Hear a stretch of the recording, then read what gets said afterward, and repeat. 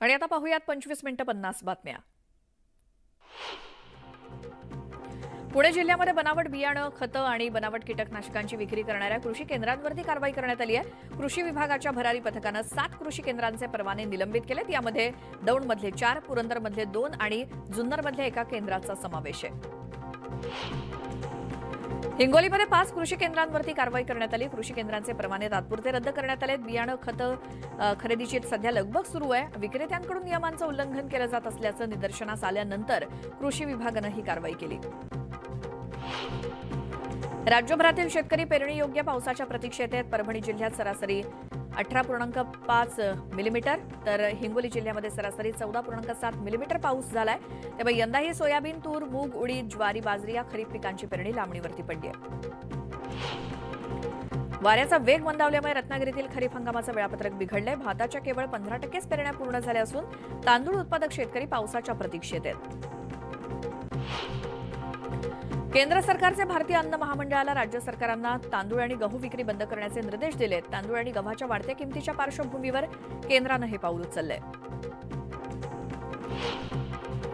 राज्यात तब्बल 15 दिवस पाऊस लांबल्यामुळे यंदाही ऊस उत्पादनामध्ये घट होण्याची शक्यता आहे। पाऊस न झाल्यामुळे ऊसाच्या वाढीला अडथळे येत असून ऊस उत्पादक शेतकरी अडचणीत सापडलेत।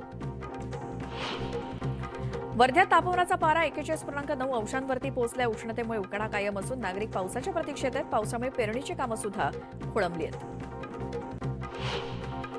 जळगाव शहराजवळील उमाळा आणि देव्हारी या गावामध्ये पाण्याचा प्रश्न गंभीर बनलाय। दोन्ही गावात 5 दिवसाआड पाणीपुरवठा होतोय। त्यामुळे ग्रामस्थांच्या पिण्याच्या पाण्याचा प्रश्न निर्माण झालाय। या संदर्भात तातडीनं उपाययोजना करण्याची मागणी केली जाते। धाराशिव जिल्ह्यामध्ये गतवर्षीच्या तुलनेत जून महिन्यात कमी पाऊस पडलाय। त्यामुळे खरीप हंगामातील पेरण्या खोळंबल्या असून शेतकऱ्यांची चिंता वाढली आहे। नगरमध्ये शिरूर श्रीगोंदा मार्गाचं काम सुरू असून ठेकेदाराकडून मार्गावरती कोणतेही फलक लावण्यात आलेले नाहीत। त्यामुळे या मार्गावरून वाहतूक सुरू असून अनेक ठिकाणी डांबरीकरण उखडलं गेलंय। या संदर्भात तातडीनं उपाययोजना करण्याची मागणी होतीये। मावळमधील शेतकऱ्यांनी मान्सूनपूर्व मशागत केली होती, पण पावसानं दडी मारल्यामुळे शेतकरी चिंतेत होते। मात्र आता मावळमध्ये पावसाच्या सरी बरसू लागल्यामुळे शेतकऱ्यांमध्ये आनंदाचं वातावरण आहे। लोणावळा खंडाळासह मळवली भागात पावसाला सुरुवात झाली आहे। त्यामुळे भुशी धरणासह इथल्या पर्यटन स्थळांकडे पर्यटकांची पावलं वळू लागली आहेत। पर्यटक वाढत असल्यामुळे स्थानिक व्यापाऱ्यांमध्ये उत्साहाचं वातावरण आहे। जळगावात गुरांमध्ये लाळ्या, खुरकूत आणि ब्रुसेला रोगाचा प्रादुर्भाव झालाय। या पार्श्वभूमीवर मोठ्या प्रमाणात लसीकरण मोहीम राबवली जाते। जिल्ह्यात 1,23,000 लसींची मात्रा प्राप्त झाली आहे। आतापर्यंत 38,000 वासरांचं लसीकरण करण्यात आलंय।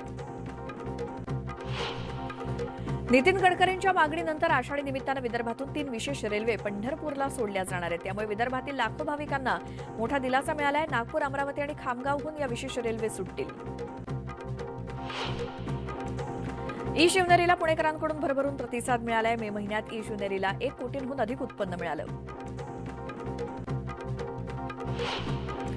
शहापूर तालुक्यात गेल्या 24 तासांपासून वीज पुरवठा खंडित झाल्यामुळे महावितरणचा भोंगळ कारभार उघडकीस आलाय। शहापूरकर उकड्यांना हैराण झालेत। कर्मचारी आणि अधिकाऱ्यांना विचारणा केली असता अधिकाऱ्यांकडून टोलवाटोलवीची उत्तरं दिली जात आहेत। चंद्रपुरात गडचांदूर नगर परिषद कार्यालयात मृत कोंबड्या फेकत नागरिकांनी आंदोलन केलं। मटण मार्केट परिसरातील कचऱ्याची विल्हेवाट लावण्याची मागणी गेल्या 2 वर्षांपासून केली जाते। प्रशासनाच्या दुर्लक्षामुळे संतप्त नागरिकांनी आंदोलन केलं। सोलापुरात महानगरपालिकेकडून मालमत्ता कर वसुली सुरू आहे। मनपाकडून ऑनलाईन कर भरण्याची सुविधा उपलब्ध करून देण्यात आली असून ऑनलाईन कर भरणाऱ्यांना 6% सवलत दिली जाणार आहे। गेल्या काही दिवसांपासून सुरू असलेल्या तांत्रिक अडचणी दूर केल्याचं मनपाचं म्हणणं आहे। भंडाऱ्यात बासोरा गावात वाघाचा मुक्त संचार असल्यामुळे स्थानिकांमध्ये भीतीचं वातावरण आहे। बासोरा गरडा कॅनल परिसरात पाण्याच्या शोधात वाघ फिरत असल्याची माहिती समोर आली। या संदर्भात तातडीनं उपाययोजना करण्याची मागणी होती आहे। आगामी लोकसभा निवडणुकीसाठी भाजपकडून महाजनसंपर्क अभियान सुरू करण्यात आलं। मात्र पक्षातील खासदारांकडून अपेक्षित प्रतिसाद मिळत नसल्यानं पक्षश्रेष्ठींकडून नाराजी व्यक्त करण्यात आली आहे। भाजपचे राष्ट्रीय अध्यक्ष जे.पी. नड्डा यांनी खासदारांच्या बैठकीत खडे बोल सुनावले। राष्ट्रपती द्रौपदी मुर्मू 2 दिवसांच्या तेलंगणा दौऱ्यावरती आहेत। मुर्मू हैदराबादमध्ये पोहोचल्यावर तेलंगणाचे मुख्यमंत्री के. चंद्रशेखर राव, तेलंगणाचे राज्यपाल तिमिलिसाई सुंदरराजन यांनी त्यांचं स्वागत केलं। हवाई दलाच्या पदवीदान परेडचा द्रौपदी मुर्मू आढावा घेणार आहेत। छत्रपती संभाजीनगरमध्ये आजपासून राष्ट्रवादीचे 2 दिवसीय शिबिर आयोजित करण्यात आले. विरोधी पक्षनेते अजित पवार यांच्या हस्ते या शिबिराचं उद्घाटन होणार असून शरद पवार कार्यकर्त्यांना मार्गदर्शन करणार आहेत. जागर संविधानाचा लढा न्याय हक्काचा असा शिबिराचा विषय आहे. नवजात बाळाच्या पोटावरती बिब्याचे चटके देऊन पोटदुखीच्या त्रासावरती उपचार केल्याचा धक्कादायक प्रकार यवतमाळमध्ये घडलाय. बाळ जन्माला आल्यानंतर ते पोटदुखीच्या त्रासानं रडतंय म्हणून जन्मदात्या आई वडिलांनीच बाळाच्या पोटावरती बिब्याचे चटके दिले. या अमानवी प्रयोगामुळे बाळाची प्रकृती अधिकच चिंताजनक झाली असून जिल्हा शासकीय रुग्णालयात डॉक्टर या चिमुकलीला वाचवण्यासाठी शर्थीचे प्रयत्न करतायत. लातूरच्या शासकीय वैद्यकीय महाविद्यालयामध्ये रुग्णाच्या जीवाशी खेळ सुरू असल्याचं समोर आलंय. रुग्णालयात उपचार घेत असलेल्या रुग्णांना सिक्युरिटी गार्डच इंजेक्शन आणि सलाईन लावतायत. त्यामुळे रुग्णालय प्रशासन यावरती कठोर कारवाई करणार का असा सवाल नागरिक विचारतायत. नागपुरात बनावट कागदपत्रांच्या आधारे बाळांची विक्री केल्याचा संतापजनक प्रकार समोर आलाय. लिव्हिनमध्ये राहणाऱ्या मातेनं बाळाला जन्म दिल्यानंतर रुग्णालयातून पळ काढला. त्यानंतर रुग्णालयात चौकशी केल्यानंतर भंडाऱ्यातील दाम्पत्याला बाळ विकल्याचं समोर आलं. महिलेच्या तक्रारीनंतर पोलिसात गुन्हा दाखल झाला. बीड शहरामध्ये जुन्या वादातून गोळीबार झाल्याची घटना घडली. जुन्या भांडणावरून दोन्ही गटाचे लोक आमने-सामने आले आणि एकमेकांवरती गोळीबार केला. या गोळीबारात 4 जण गंभीर जखमी झाले असून आरोपी फरार झालेत. या प्रकरणी पोलिसांनी एका आरोपीला ताब्यात घेतलंय. नागपूरमध्ये मित्राच्या वाढदिवसाच्या पार्टीत चाकू हातात घेऊन नाचणाऱ्या तरुणाला पोलिसांनी बेड्या ठोकल्यात. या तरुणीनं चाकू हातात घेत नाचतानाचा व्हिडिओ सोशल मीडियावरती अपलोड केला होता. पोलिसांना याबाबत माहिती मिळाल्यानंतर त्यांनी या तरुणाला अटक केली आहे. बीडच्या तेलगाव परळी मार्गावरील नर्मदा कोटेक्स इंजिनिअरिंगला अचानक आग लागली. या आगीत तब्बल 400 क्विंटल कापूस आणि मशिनरी जळून खाक झाली. या आगीत लाखो रुपयांचं नुकसान झालं असून आगीचं कारण अद्याप समजू शकलेलं नाही. तळेगाव दाभाडे येथे शाळेचं बांधकाम सुरू असताना रस्त्याच्या कडेची भिंत कोसळली. या भिंतीला लागून असलेल्या लिटिल हार्ट सोसायटीच्या भिंतींना तडे गेलेत. या शाळेची भिंत पडतानाची घटना सीसीटीव्ही कॅमेऱ्यात चित्रित झाली आहे. राज्यातल्या काही भागांना पावसाचा इशारा देण्यात आलाय. पुण्यामध्ये आज अंशतः ढगाळ वातावरण असणार आहे. अति हलका पाऊस पडण्याची शक्यता आहे. तर कोकण, मराठवाडा, मध्य महाराष्ट्राच्या काही भागात पावसाची शक्यता वर्तवण्यात आली आहे. मान्सूननं ओढ दिल्यानं रायगडातील ग्रामीण भागात पाणीबाणी निर्माण झाली. जिल्ह्यातील 364 गावं आणि वाड्यांवर अक्षरशः ठणठणाट आहे आणि या गावांमध्ये 47 टँकरमधून पाणी पुरवठा केला जात असला तरी तो अपुरा पडत असल्यामुळे 98,000 नागरिकांच्या घशाला कोरड पडली आहे. खडकवासला धरण साखळीतील उपलब्ध पाणीसाठ्याचं पुढील काळातील नियोजन करण्यासाठी महापालिकेकडून 18 मे पासून आठवड्यातून 1 दिवस संपूर्ण पुणे शहराचा पाणीपुरवठा बंद ठेवला जातो. जून महिना अर्धा संपला तरी पावसाचा पत्ता नाहीये. महिना अखेरीस पाणीसाठ्याचा आढावा घेऊन पुढील पाणी कपातीबाबत निर्णय घेतला जाईल असं महानगरपालिकेचे आयुक्त विक्रम कुमार यांनी सांगितलं. पावसाची रिपरिप सुरू असली तरी वसईकरांना पाण्याचा अत्यंत कमी पुरवठा होत असल्यानं टंचाई निर्माण झाली आहे. लाखो नागरिक सध्या फक्त टँकरवरती अवलंबून आहेत. 800 रुपयांच्या टँकरसाठी वसईकरांना 2,000 रुपये मोजावे लागत आहेत. टँकर माफियांचं मात्र चांगलंच फावलंय. जळगावात जून महिन्यात पारा 40 अंशांच्या पुढे असल्यानं यंदाच्या मार्च आणि एप्रिल महिन्यापेक्षा जून महिना जास्त हॉट आहे. तर उकाड्यानं नागरिक देखील हैराण झालेत.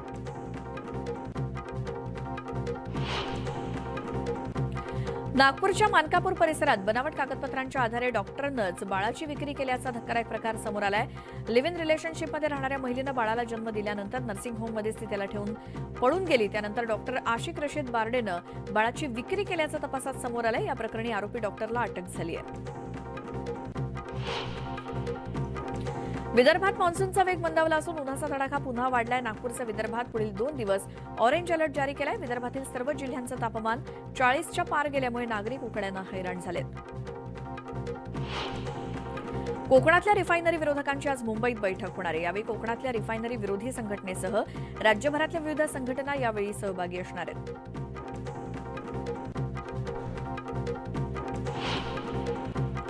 अहमदनगरमध्ये शिर्डी अपर जिल्हाधिकारी कार्यालयाला विरोध करत श्रीरामपूर जिल्हा जाहीर करावा या मागणीसाठी श्रीरामपूर शहर बंदचं आवाहन करण्यात आलंय. या बंदला सर्वपक्षीय पदाधिकाऱ्यांनी पाठिंबा दिलाय. शिवसेना ठाकरे गटाचं राज्यव्यापी पदाधिकारी शिबिर रविवारी होणार आहे. या शिबिराला महाराष्ट्रातील तसंच इतर राज्यांचे प्रमुख पदाधिकारी उपस्थित राहणार आहेत. पक्षप्रमुख उद्धव ठाकरे या शिबिराला मार्गदर्शन करणार आहेत. इथे एक छोटासा ब्रेक घेऊन लगेच परत येऊयात. पाहत राहा न्यूज 18 लोकमत.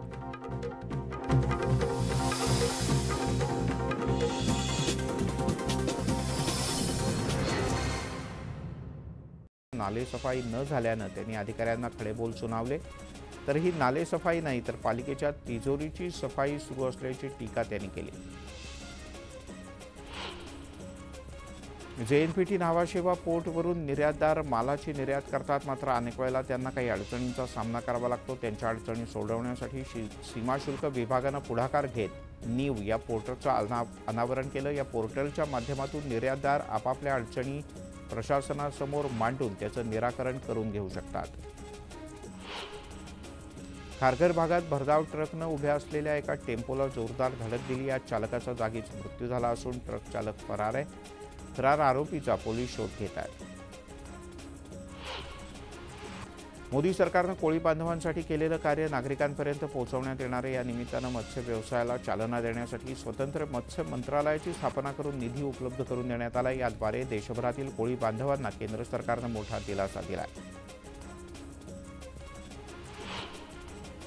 वाशीच्या एपीएमसी मार्केटमध्ये लसणाच्या दरात वाढ झाली. बाजारात 10 ते 12 गाड्या दाखल होतात.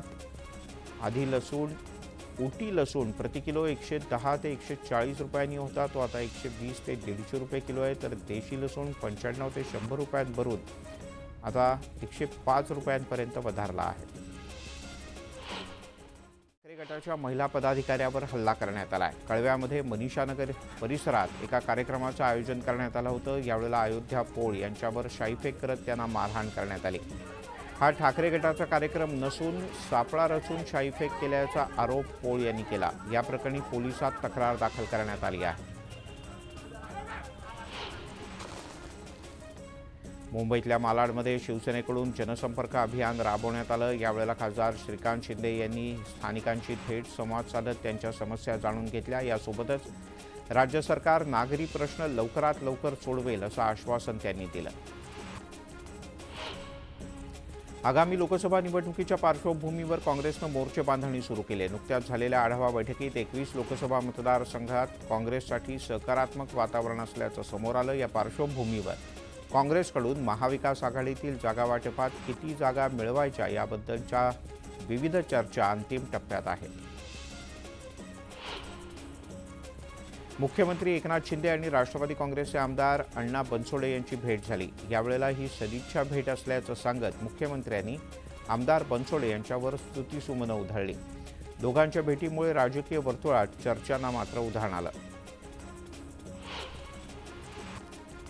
फडणवीस यांनी आमच्या पक्षाला सोबत घेऊन चालावं असं विधान तानाजी सावंत यांनी केलंय. ते पुण्यातल्या एका कार्यक्रमात बोलत होते. तर एकनाथ शिंदे कठोर परिश्रम करणारे नेते असून ते भावूक असल्याचंही सावंत म्हणाले.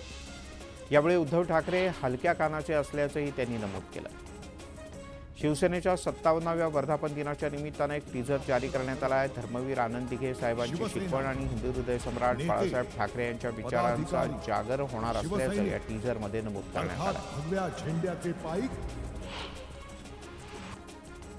एका जाहिरातीमुळे आमच्या सरकारमध्ये दुरावा निर्माण होत नाही. आमचा फेविकॉल जोड आहे. आमची युती आजची नाही तर फार जुनी आहे असं मुख्यमंत्री एकनाथ शिंदे यांनी म्हटलंय. माझ्यात आणि देवेंद्र फडणवीस यांच्यामध्ये या जाहिरातीमुळे कोणतंही वितुष्ट निर्माण झालेलं नाही असंही त्यांनी स्पष्ट केलं. राज्याचे उपमुख्यमंत्री देवेंद्र फडणवीस यांची धाराशिवमध्ये जाहीर सभा पार पडली. फडणवीस सभेच्या ठिकाणी दाखल होताच नागरिकांनी मोबाईलचे फ्लॅशलाईट लावून त्यांचं जोरदार स्वागत केलं. यानंतर उपमुख्यमंत्री देवेंद्र फडणवीस यांनी त्यांच्या मोबाईलचा फ्लॅशलाईट लावून नागरिकांचा उत्साह वाढवला. अहमदनगरमधल्या श्रीरामपूरमध्ये बंदची हाक देण्यात आली. शिर्डी अप्पर जिल्हाधिकारी कार्यालयाला विरोध करत श्रीरामपूर जिल्हा जाहीर करण्याच्या मागणीसाठी बंद पुकारण्यात आला. कांदिवलीमधील कपोल विद्यानिधी इंटरनॅशनल स्कूलमध्ये अजान लागल्यानं वाद निर्माण झाला. यावेळेला मनसे कार्यकर्त्यांनी शाळेत गोंधळ घातला. यानंतर शाळा प्रशासनानं या संदर्भात माफी मागितली.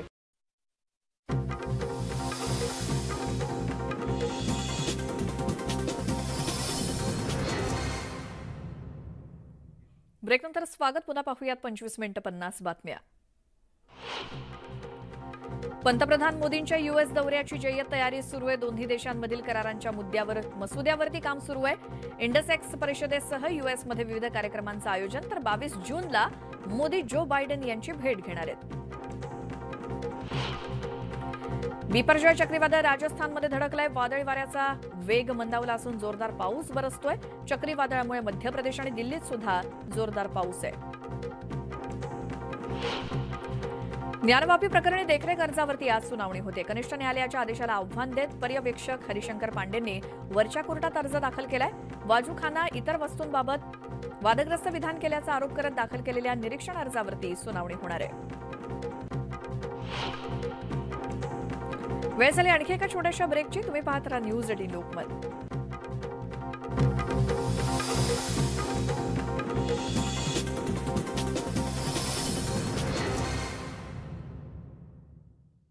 मुख्यमंत्री देवेंद्र फडणवीस यांना फोन करून त्यांच्यासोबत कार्यकर्त्यांचं बोलणं करून दिलं आणि उपमुख्यमंत्र्यांच्याकडून आश्वासन मिळाल्यानंतर राष्ट्रवादीच्या कार्यकर्त्यांनी आंदोलन मागे घेतलं.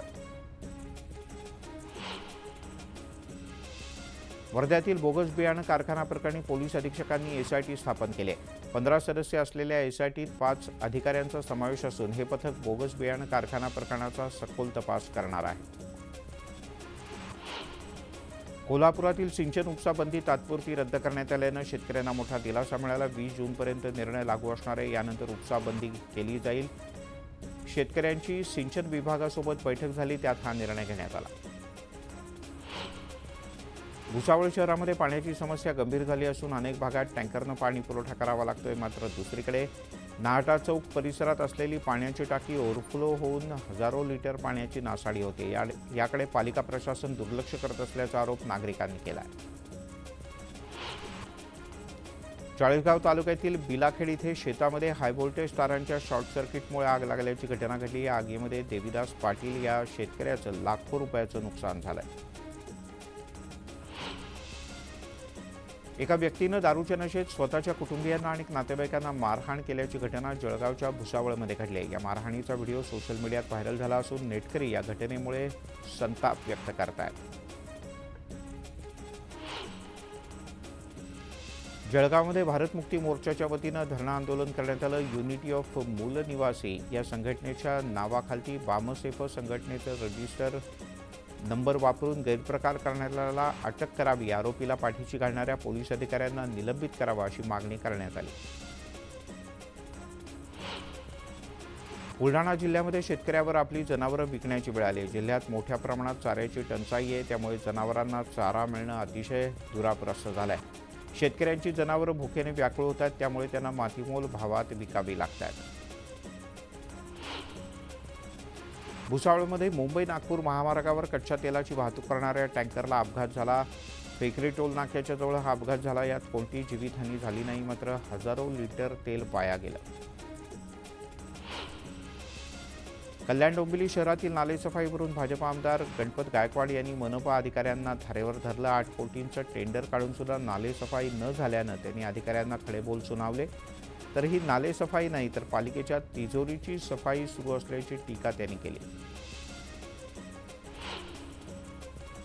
जेएनपीटी नावाशेवा पोर्टवरून निर्यातदार मालाची निर्यात करतात, मात्र अनेक वेळेला त्यांना काही अडचणींचा सामना करावा लागतो. त्यांच्या अडचणी सोडवण्यासाठी सीमाशुल्क विभागानं पुढाकार घेत नीव या पोर्टलचं अनावरण केलं. या पोर्टलच्या माध्यमातून निर्यातदार आपापल्या अडचणी प्रशासनासमोर मांडून त्याचं निराकरण करून घेऊ शकतात. खारघर भागात भरधाव ट्रकनं उभ्या असलेल्या एका टेम्पोला जोरदार धडक दिली. या चालकाचा जागीच मृत्यू झाला असून ट्रक चालक फरार आहे.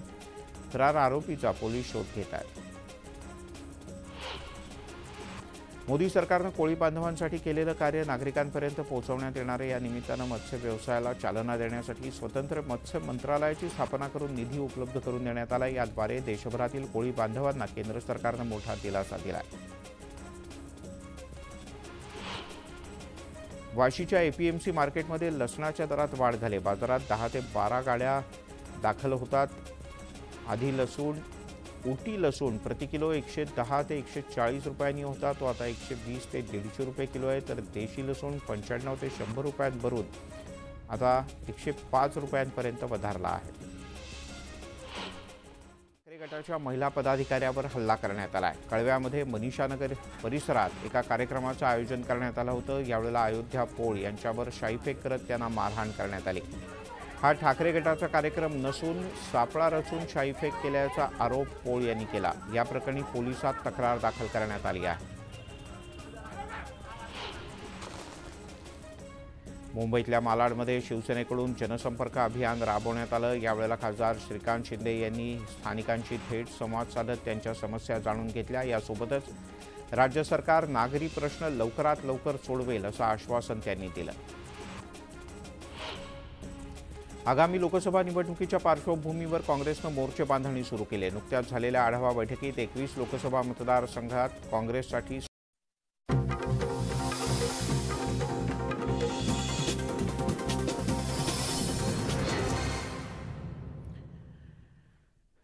आपण पाहताय न्यूज 18 लोकमतवर 25 मिनिटात 50 बातम्या। बिहारच्या गोपाळगंजमध्ये गॅस सिलेंडरमधून दारू तस्करी होत असल्याचा धक्कादायक प्रकार उघडकीस आलाय। पोलिसांना तपासणीच्या दरम्यान LPG सिलेंडरमध्ये लपून ठेवलेली अवैध दारू सापडली। पोलिसांनी या प्रकरणी 4 जणांना अटक केली। 33 लिटर दारू जप्त केली। बिहारच्या गोपाळगंजमध्ये एका शेतात क्रूड बॉम्बचा स्फोट झाल्यानं खळबळ उडाली। या स्फोटात 3 मुलं गंभीररित्या जखमी झाले। बॉम्ब शेतात कुणी लपवून ठेवला होता त्याचा शोध आता पोलीस घेत आहेत। साधारणपणे पश्चिम बंगालमध्ये निवडणुकांच्या दरम्यान किंवा पोटनिवडणुकांच्या दरम्यान अशा प्रकारच्या घटना अनेकदा घडत असतात, पण हे प्रकार अत्यंत गंभीर आहे। असो, इकडे महाराष्ट्रात आता पावसाचं आगमन होतंय। पुढच्या 48 तासात कदाचित मान्सून दाखल होईल अशा प्रकारचा अंदाज आहे। किमान अपेक्षा तरी शेतकऱ्यांना आहे की मान्सून लवकरात लवकर दाखल व्हावा, कारण बहुसंख्य ठिकाणी पेरण्या खोळंबलेल्या आहेत। आधी कृषी विभागानं सुद्धा म्हटलं होतं की 30 तारखेपर्यंत पेरण्या करू नका, पण आता 18 दिवस झाले, आजचं 17 तारीख आहे, पण आजपर्यंत पाऊस म्हणावा तसा कुठेच आलेला नाही। अपेक्षा करूयात की पाऊस लवकरच पडेल आणि छान पडेल। बुलेटिनमध्ये पुढे जाण्यापूर्वी टॉप 18 प्रायोजक